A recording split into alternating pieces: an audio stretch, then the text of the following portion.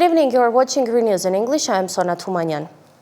Why is Azerbaijan's President Aliyev calling the Tripp route a corridor? Prime Minister Pashinyan is in Brussels for high-stakes talks. Is peace finally at hand in Gaza, and is the United States fueling the tensions in Georgia? First, a brief look at today's top stories.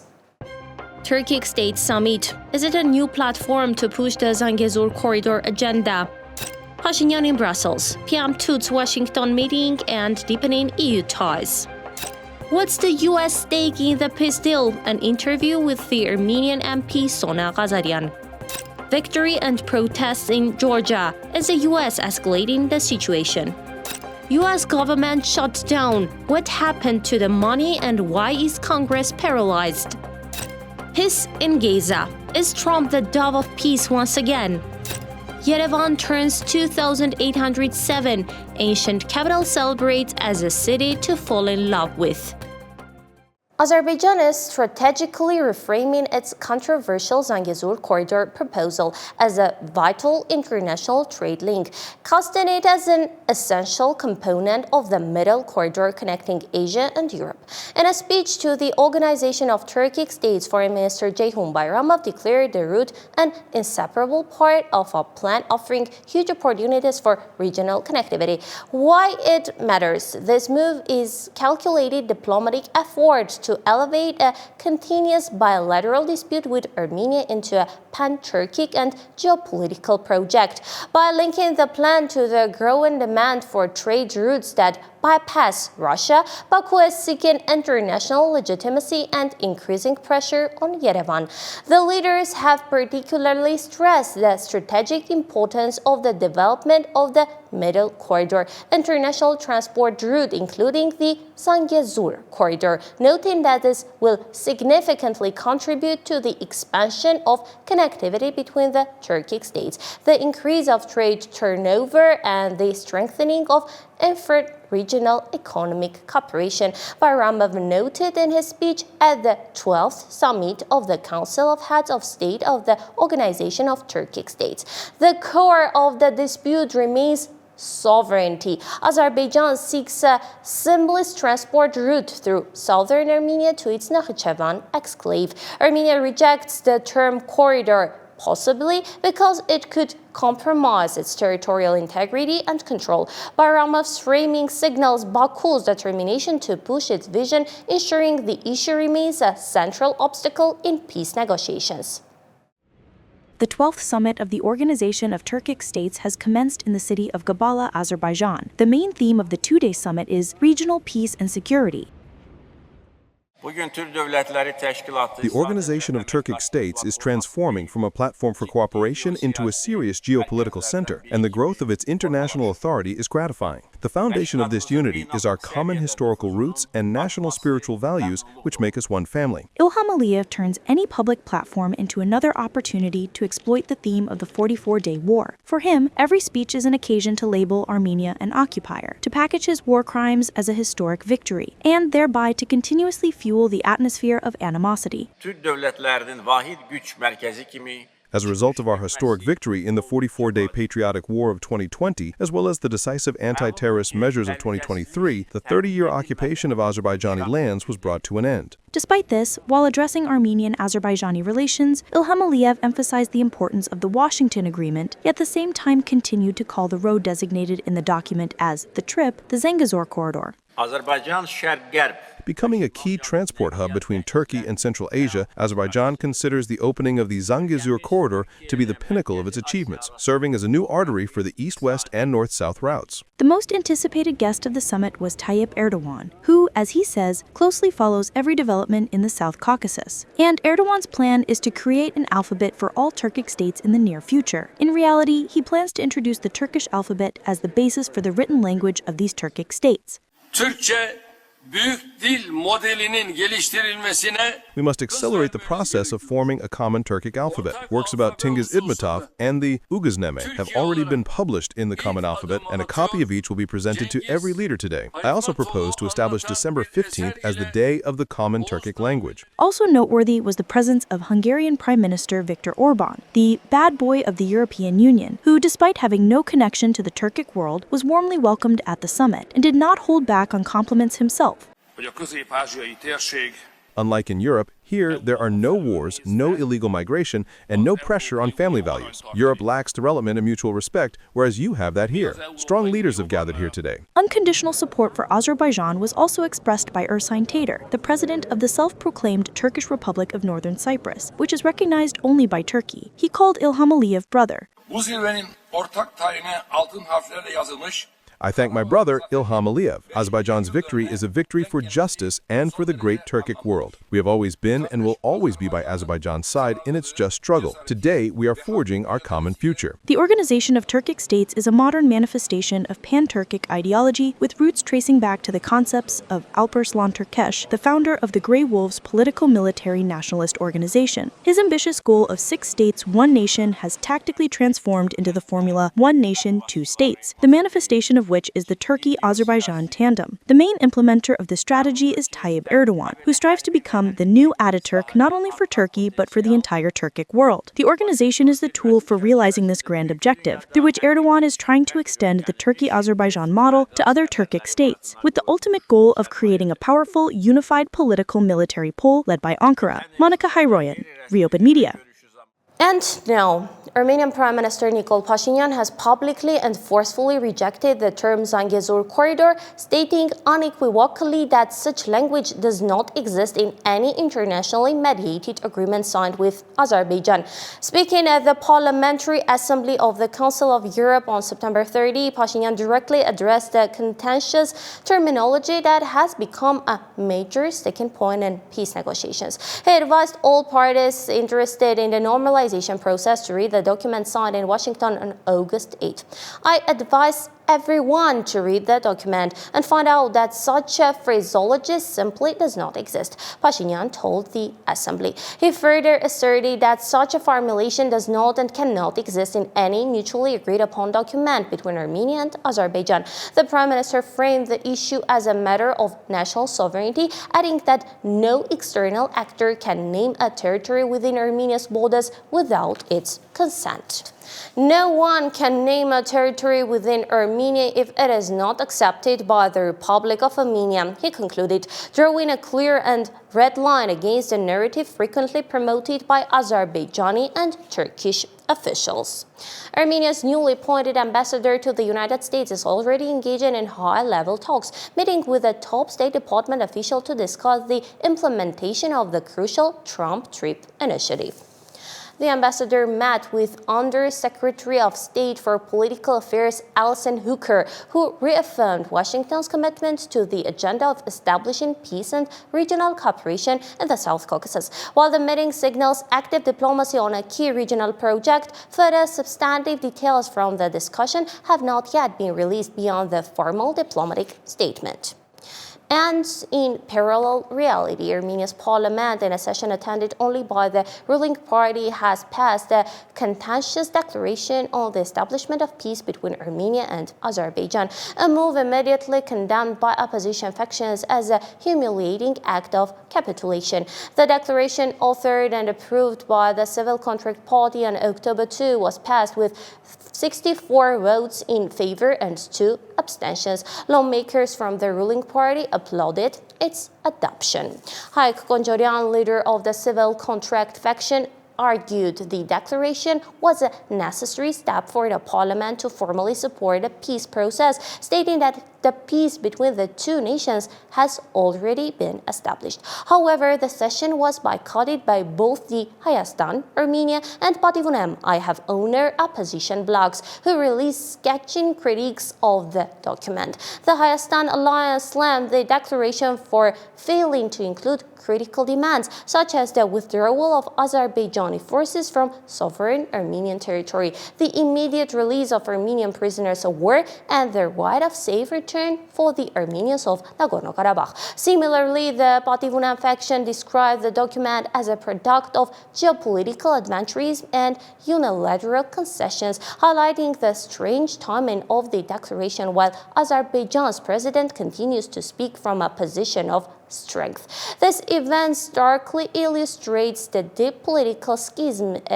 in Armenia over the peace process with Azerbaijan. The ruling party is moving to legislatively cement a narrative of achieved peace, seeking to normalize the current status quo. In contrast, the opposition's unified boycott and condemnation signal a complete rejection of this approach. They argue the declaration is a dangerous political maneuver that ignores unresolved critical issues and legitimizes Azerbaijan's ongoing pressure on Armenia. The unilateral passage of the declaration underscores the government's ability to advance its agenda, but also highlights a profound lack of national consensus on the terms of peace with its neighbors. In Washington, the diplomatic victory of the Trump administration's peace deal between Armenia and Azerbaijan is now facing its first major test: how to make it stick. A new bill in Congress called the Peace Act is designed to do just that by threatening serious consequences for any side that breaks its promises. The initiative is being framed as an essential tool for holding both sides to their commitments, but it has ignited a fierce debate about the nature of justice and deterrence, with critics warning that its forward-looking approach risks granting a free pass for past aggressions. The purpose of a new legislative initiative introduced in the U.S. Congress, called the Peace Act, is to deter potential aggression from Azerbaijan and reinforce the provisions of the Washington Peace Agreement as stated in the text. The bill, introduced by Congressman Darrell Issa, provides for sanctions to be imposed on high-ranking Azerbaijani officials, their accomplices, and associated individuals, but only under one condition: if the U.S. president confirms that Azerbaijan has carried out hostile actions against Armenia after the signing of the August 8 agreement. Supporters of the bill, such as the organization Global Arm, consider this step to be of fundamental importance in deterring Azerbaijan and supporting peace. At the same time, a number of Armenian American organizations, including the Armenian National Committee of America, have come out in criticism of the bill. The problem with this bill is that it is not about the previous war crimes committed by Azerbaijan, but rather it is only about applying sanctions if Azerbaijan backtracks from the August 8th agreements. Congressman Issa has emphasized that the Peace Act establishes real consequences for any violation of the agreement and reinforces diplomatic efforts. The bill introduced by Issa creates the possibility of establishing a dangerous status quo, wherein sanctions can be applied against Azerbaijan only for actions taken after August 8th. In other words, Azerbaijan gets an opportunity at the legislative level to ensure itself against sanctions for its previously organized and executed war crimes. According to Gevorg Hupasyan, the Armenian National Committee has been working for years to present the facts of Baku's war crimes to the U.S. government, demanding that sanctions be applied under the framework of the Global Magnitsky Act. I should note that relevant documents concerning more than 40 such officials have been submitted to various branches of the United States government, clearly documented with photo and video materials showing the individuals who committed war crimes. Work is also being done to ensure the application of Section 907, which was waived on August 8th. Another very serious shortcoming, according to critics, is that the bill is silent on issues of key importance to the Armenian side, issues which, by the way, some American officials have recently begun to discuss. The bill introduced by Issa also contains no reference to these three fundamental issues: the right of return, the issue of prisoners of war, the problem of the occupation of Armenian territory, as well as the protection of Artsak's cultural heritage. The list of sanctions provided for in the bill includes financial restrictions on high-ranking individuals, state units, and related foreign organizations, as well as actions against oil transactions. Sanctions are also provided for the intentional delay or failure to implement the articles of the agreement signed on August 8. Anna Harutyunyan, ReOpen Media. Canada's Prime Minister Mark Carney has noted Donald Trump's merit in the matter of establishing peace between Armenia and Azerbaijan. During bilateral negotiations at the White House, the Canadian leader noted Trump's influence on global processes and economic stability. To quote him, "You hosted me and a few of my colleagues a few months ago, and I said at that time, you are a transformational president," Carney said, to which Trump nodded in response. And since that time, the transformation of the economy, the unprecedented commitments from NATO partners, the defense spending, the peace from India and Pakistan to Azerbaijan and Armenia, all of this has been important. The Canadian Prime Minister praised his American counterpart. And a kind reminder for you, since the days of his inauguration, Trump periodically spoke about plans to join Canada to the United States, a discourse around which he has recently placed limits. It is just rhetoric or coded message with dangerous implications. We're asking if the continued use of the term Zangezur corridor by Baku could jeopardize the entire peace agenda between Armenia and Azerbaijan. From the realities of Trump's trip to the prospects of finally securing a lasting peace, I sat down for a candid conversation with Sona Ghazarian, MP from Armenia's ruling civil contract party.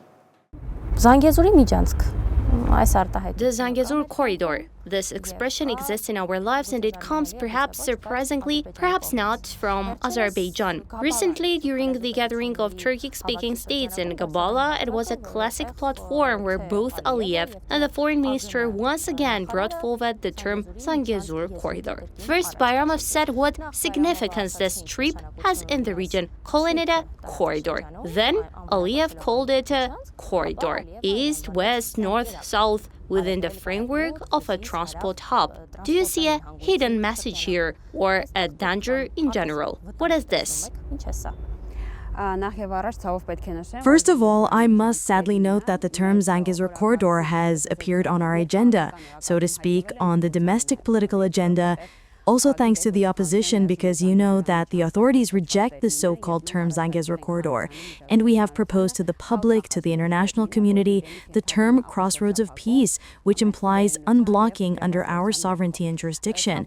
I must sadly note that the opposition has become the mouthpiece, the speaker for Azerbaijan in the Republic of Armenia, thus circulating all those anti-Armenian agendas that exist in general. What does the Zangezur corridor mean? Of course, we do not accept this term. There is no territory in the sovereign territory of the Republic of Armenia that has such a name, and we have proposed the Crossroads of Peace project. And if the opposition was mocking the Crossroads of Peace program, saying that it's just a leaflet that the current government presents to various international structures within the framework of discussions in those structures, then under the name Tripp, and also thanks to the documents signed between Armenia and the United States, it became a project that is acceptable not only for the Armenian side, but also in essence for the American side. And we are aware that various experts from the American side are already arriving in Armenia to improve all those infrastructures that will operate under the jurisdiction of the Republic of Armenia. But what do you think? Why does Aliyev continuously use this term, despite the fact that the document signed on August 8 clearly uses the name Tripp? Well, it's a thankless task to comment on all the assumptions under which Aliyev uses this term. Our response is one, there's no Zangezur corridor term in the territory of the Republic of Armenia. The authorities of the Republic of Armenia have not signed any document that could imply a corridor, that could imply their interpretation of the so-called Zangezur corridor. And I think we should move forward with our own agenda, which has particularly earned the trust not only of the United States, but also of the European Union. The Prime Minister was in Brussels, where under the subtext of this general unblocking, we again presented the Crossroads of Peace, which can very smoothly be integrated into these major projects. You know that now, especially on our continent, unblocking agendas are being actively discussed in the world. Many different countries are interested in fast, short roads, and Armenia is ready to offer a road under its jurisdiction, which will operate in the most facilitated way and in a manner acceptable to the European Union, applicable option. But let me know that just recently Nikol Pashinyan gave a very clear and strong reaction to a question from one of the MPs, because a question was raised at the Parliamentary Assembly of the Council of Europe, which again contained the term Zangezur Corridor. And he advised to reread the document signed on August 8, and again, in this case, I'm seconding you, he spoke about sovereignty. The sovereignty of the territory of the Republic of Armenia is generally put under doubt by the phrase Zangezur Corridor. Ms. Ghazarian, do such terms, the use of such terms, not leave a mark on the process of establishing peace between Armenia and Azerbaijan? Do they not have an impact? Regarding PACE, since I'm also a member of the delegation, I know the delegates very well, and I know who and how can fall under Azerbaijani influence. So in PACE, there's an accepted approach in different groups about different lobbying activities. And PACE as a structure has generally been involved in scandals, where Azerbaijan, as a result of caviar diplomacy, tried to extract votes. But well, what happened. Now, Azerbaijan is not represented in PACE in any way. As for the Prime Minister's strong reaction, this again referring to my answer to your first question, my answer to your question is that yes, unfortunately, our parliamentary opposition actively uses Azerbaijani terminology, trying to make the false theses from Azerbaijan part of the agenda. And I must sadly note that the extra-parliamentary opposition has also joined this cause.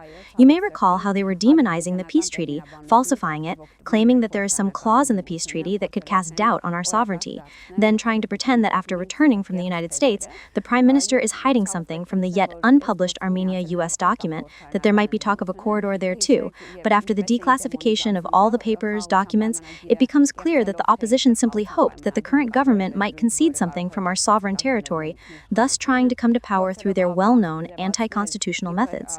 I want to assure our citizens that under no agreement is there any clause that could cast doubt on any unblocking process outside our jurisdiction. And so I think that not only other states, but also our parliamentary diplomacy are trying to cast doubt on the peace process, but it cannot be so because the authorities of the Republic of Armenia will tirelessly pursue peace. What is the United States' interest in all this? Well, economic interest is often chanted.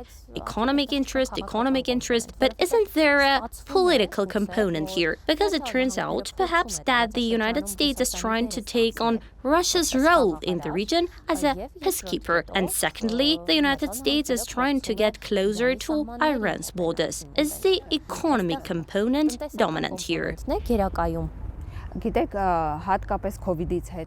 Especially after COVID and a series of crises both in the region and in the world in general, we notice how important roads are becoming, because short roads mean more income, and this is a very simple formula that became especially important after COVID and a series of those crises that put traditional, conventional, existing infrastructures and routes under difficulty.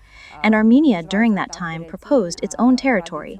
It's why its territory, because this also means additional income, additional security for us, because I won't be saying anything new by stating that peace will finally be established in our region when it assumes importance for major states precisely in an economic sense.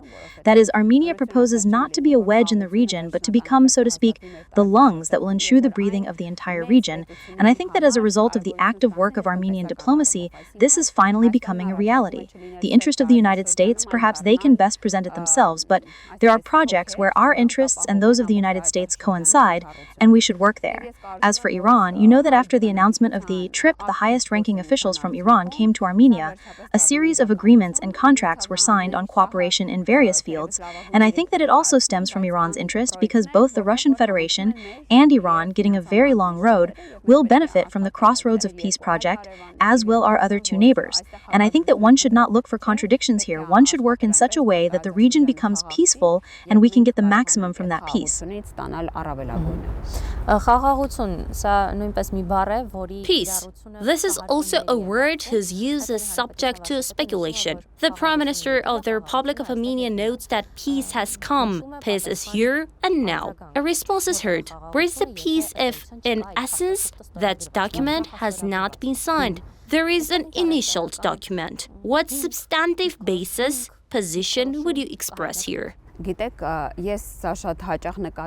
I have noticed this very often, and my response to it is one, we must notice that after 30 years of such a severe conflict, there are two most important signed documents between Armenia and Azerbaijan, signed and initialed.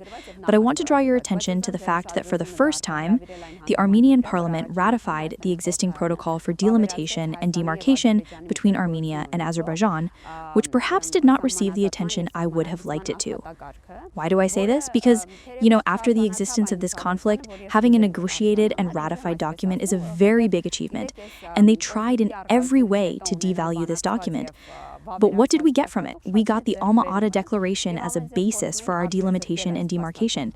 The opposition was shouting, clamoring, so to speak, that the protocol states that if something else is foreseen in the peace treaty, then the Alma-Ata Declaration will not be a basis, but we also have an initial document that again refers to the Alma-Ata Declaration. To not notice this means to live in lies and falsehood. I think there is enormous progress in Armenia-Azerbaijan relations, considering, again, the difficult history that exists between the two states. And I cannot fail to notice the 1 year and 7 months of a peaceful, in any case casualty-free environment on our borders. It is impossible not to notice this. Again, perhaps in the 30 years since our independence, there has not been such an unprecedented situation on the border, and we must take note of this, take note of the official documents that exist in Armenia-Azerbaijan relations and move forward. I think that a good foundation has been laid for the development of our relations, and I suggest to our citizens to assess the situation on its merits. I want to focus your attention on another point. During the gathering of Turkic-speaking states in Kampala, there was an ideology that was voiced from the lips of the leaders of various Turkish states. They called the Washington Agreement a victory for the Turkic world. So what now? Does it mean that by adopting the peace agenda, we found ourselves in a conceding position or a losing one?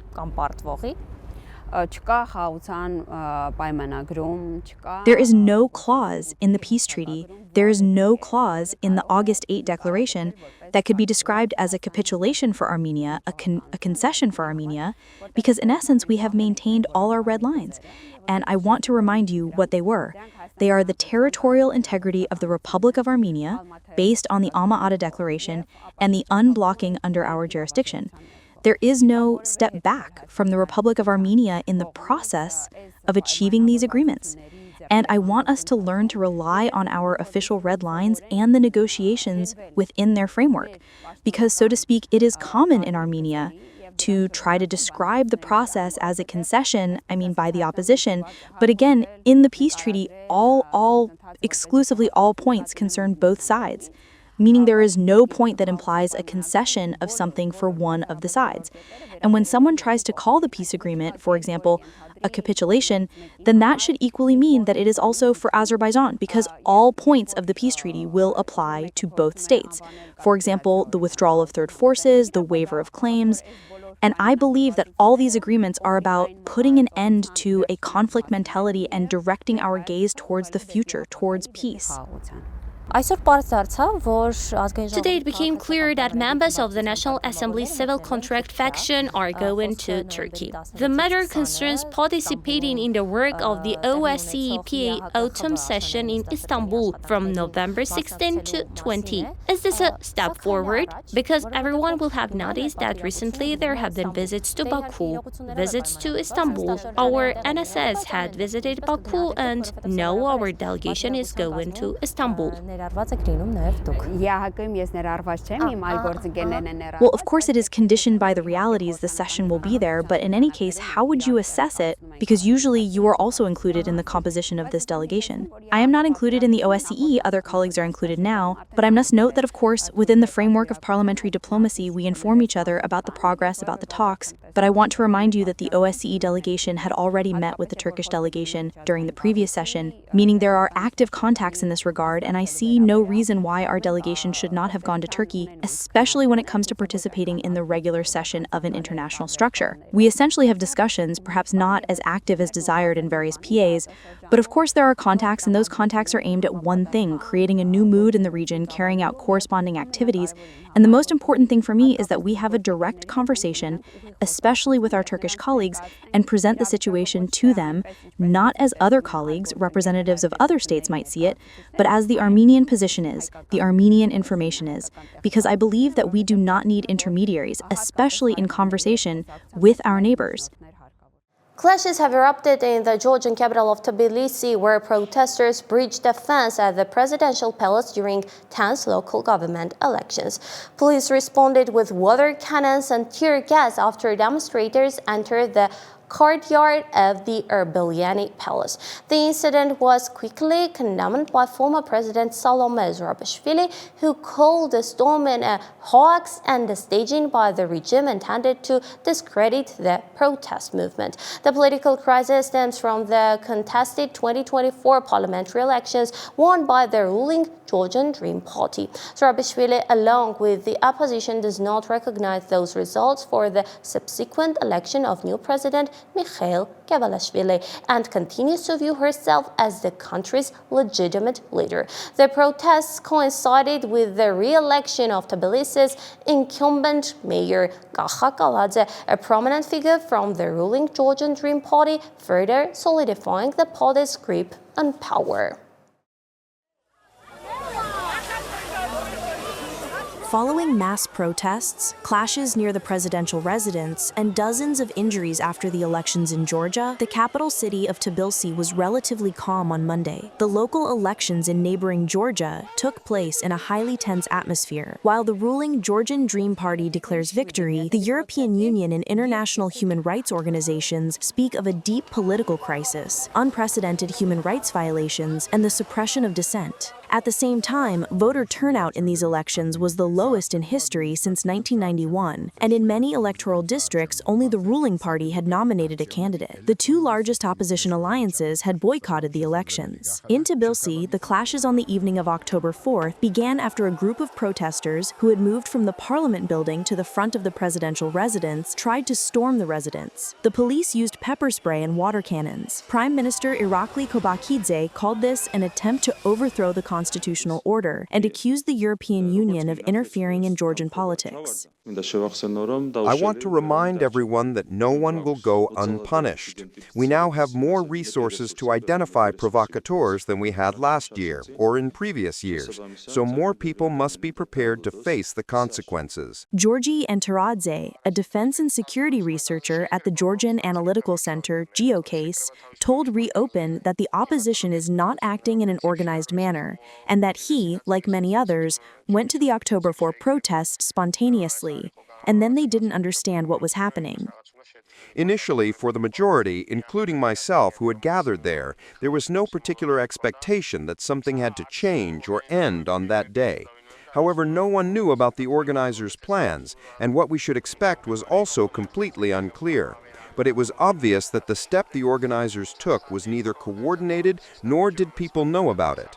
This turn of events did not serve anyone's interests except for Georgian Dream, because it was they who, based on these events, once again gave legitimacy to their actions. Against the backdrop of the elections, mutual accusations between Georgia and the West were voiced again. Prime Minister Kobakidze again accused the EU of interfering in the country's internal affairs. Last year, the EU ambassador openly interfered in our democratic elections by calling on voters to support the opposition.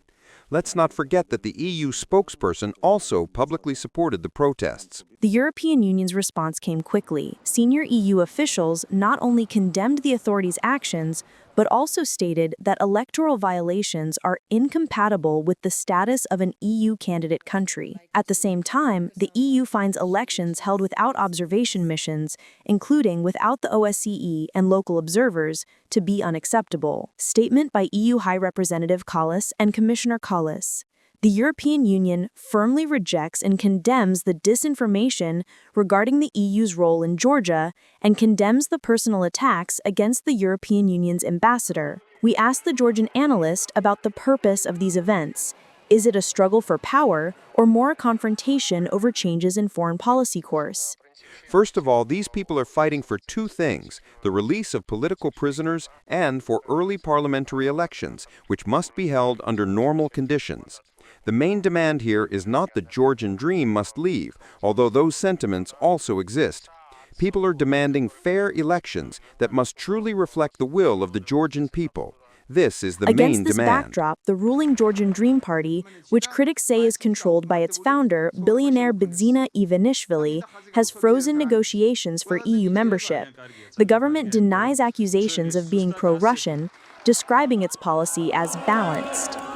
Anna Haruchinan, Anna Tondaryan, ReOpen Media. Georgian Prime Minister Irakli Kobakhidze accused the US and the EU of treating his country like an enemy and attempting to orchestrate his government's overthrow and a sharp escalation of rhetoric against Western partners. In a domestic TV interview, Kobakhidze claimed the Western deep state was behind a failed Second Front scenario aimed at dragging Georgia into war. He alleged direct interference, including the EU's support for revolution attempts and election meddling. Despite the accusations, he stated his government is ready to reset relations, framing his approach as pragmatic and reaffirming Georgia's goal of joining the EU by 2030. In a significant diplomatic escalation, the U.S. State Department summoned Georgia's Ambassador Tamar Taliashvili to formally object to what it calls a campaign of false information and public intimidation being spread by senior Georgian officials.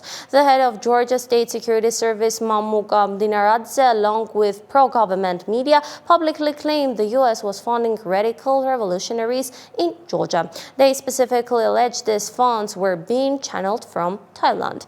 Dinaradze accused the U.S. of misusing American taxpayers' money for subversive purposes in Georgia instead of for legitimate goals like countering threats from China. The U.S. Embassy in Georgia flatly refuted the claims, explaining that its financial center in Bangkok is a global hub that processes routine, transparent, and legal payments to former U.S. government employees, contractors, and partners worldwide.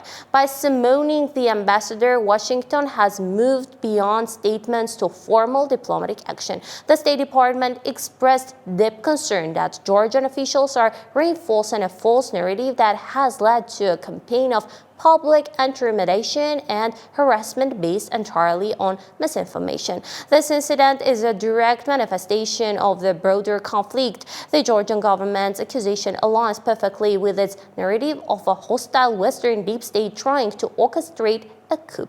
The U.S. response shows its growing impatience with these claims, which it views not as a misunderstanding, but as a deliberate and dangerous disinformation campaign originated from the highest levels of the Georgian government. The official summons marks a serious deterioration in relations, moving the conflict from political rhetoric to direct diplomatic confrontation. And despite ongoing political tensions, Georgia is pushing forward with regional diplomacy, announcing it will host its high-profile Silk Road Forum in Tbilisi on October 22-23. In a significant development, organizers say the Prime Ministers of Armenia, Nikol Pashinyan, and Azerbaijan, Ali Asadov, are expected to participate, though their respective offices have not yet officially confirmed their attendance. The summit, to be opened by Georgian Prime Minister Irakli Kobakhidze, will focus on attracting investment in stability and developing the strategic Middle Corridor trade routine. It is expected to draw some 2,000 delegates, including top political and business leaders from around the world. Armenian Prime Minister Nikol Pashinyan declared that relations between his country and the European Union are closer than ever, using a high-profile forum in Brussels to underscore his government's decisive pivot towards the West. The statement comes at a critical time for the South Caucasus, drawing a sharp contrast with neighboring Georgia, whose own EU aspirations have been complicated by recent political turmoil. Speaking at the Global Gateway Forum in the EU capital, Pashinyan stated that increased European involvement in the region is happening at a very right moment. His comments signal a clear strategic realignment for Armenia, which has been actively seeking deeper political and economic partnerships outside of its traditional alliance with Russia. During his speech, Pashinyan highlighted his flagship Crossroads of Peace initiative, asserting that the project is becoming a reality. He framed the plan, which aims to unblock regional transport links, as having the potential to transform the dynamics not only of the South Caucasus but of the wider region. Pashinyan's high visibility appearance in Brussels is more than diplomatic routine. It's a calculated move to position Armenia as a reliable and pro-Western partner. While Armenia's Crossroads project seeks economic integration, its political significance is paramount. It serves as an alternative to corridors controlled by other regional powers and offers the EU a strategic foothold in a complex region. The timing is crucial as Georgia faces intense criticism from Brussels and Washington over its controversial foreign influence law. Armenia is seizing the opportunity to present itself as a more stable and aligned candidate for European cooperation. This divergence in paths could reshape the EU's long-term strategy in the South Caucasus.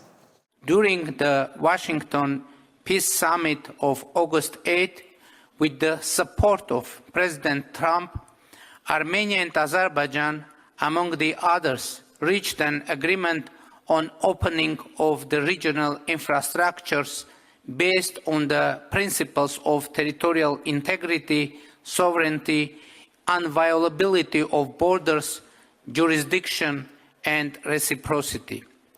In addition, Armenia and the US, together with mutually determined third parties, will implement the Trump Route for International Peace and Prosperity project, which will have a significant impact on enhancing connectivity in the region and beyond, fully in line with the vision of the Crossroads of Peace initiative. Dear colleagues, for the first time in the modern history, our region is ready both politically and logistically to unlock its untapped potential and to be integrated into the wider unimpeded connectivity between Europe, South Caucasus, and Central Asia. The Trump Route for International Peace and Prosperity, also known as Tripp Route, is a promising investment project that entails a plethora of opportunities for the cooperation from railroads to energy.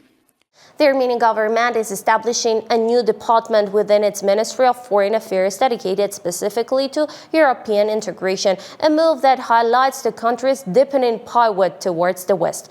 According to a decision signed by Prime Minister Nikol Pashinyan, the new European Integration Department will be created by separating it from the ministry's broader Europe department, establishing it as a main structural unit. The restructuring also includes merging the ministry's political programming department into the Department for the Coordination of Diplomatic Operations. The development is particularly notable in the South Caucasus region, as neighboring Georgia has recently faced criticism from the EU and the United States over its controversial foreign influence law, straining its own path toward European integration.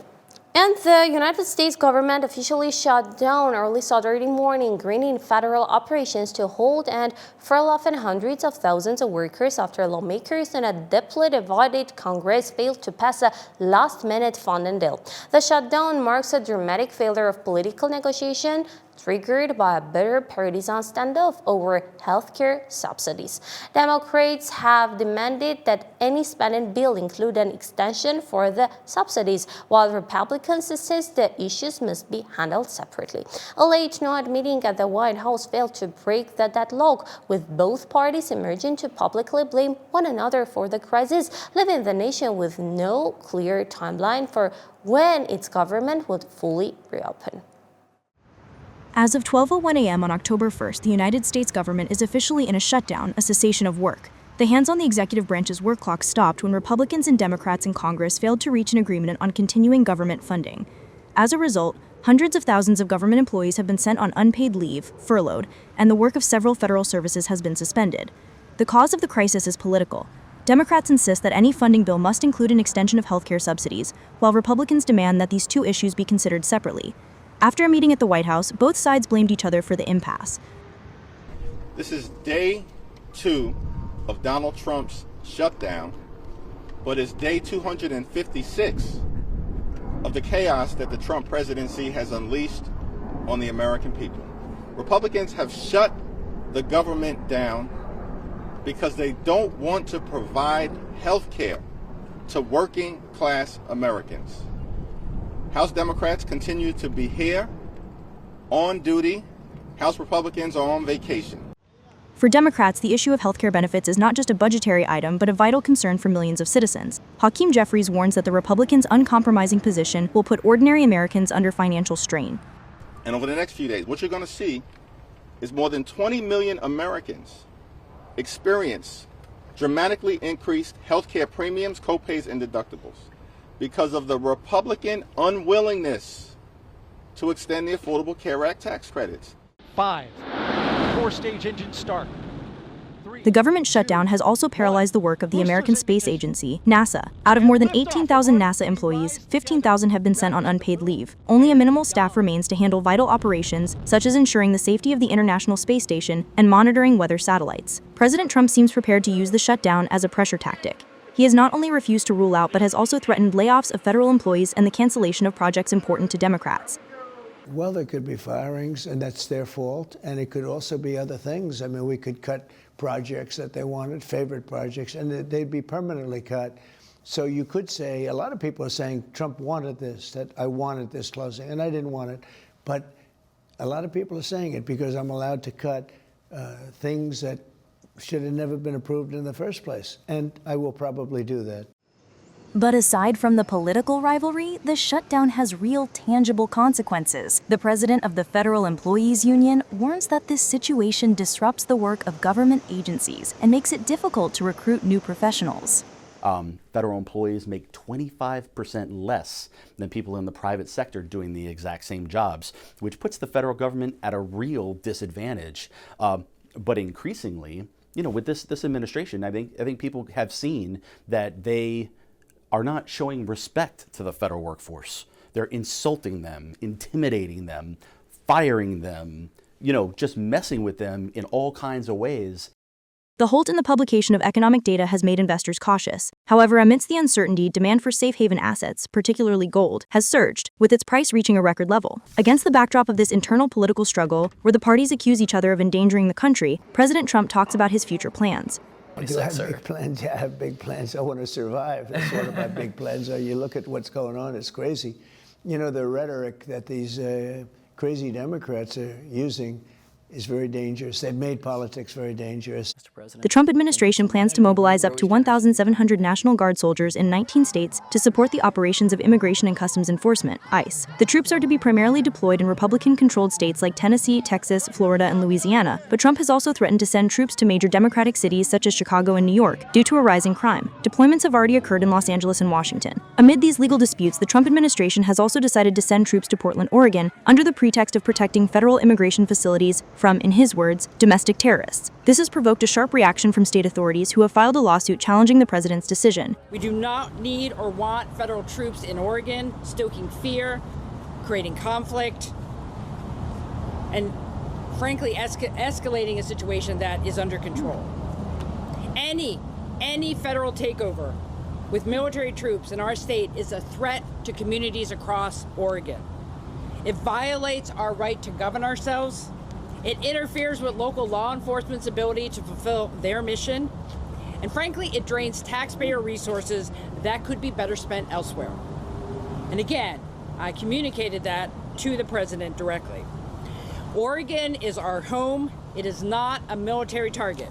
The deployment of the National Guard in American cities is more than just a law enforcement action. It has become a tool of political struggle where the boundaries of constitutional powers between the federal government and state authorities are being seriously tested. On one hand, the president insists he is acting in the interest of national security. On the other, governors and courts accuse him of overstepping his authority and escalating the situation for political purposes. Donald Trump also seeks laurels on the world stage, periodically hinting that he deserves the Nobel Peace Prize.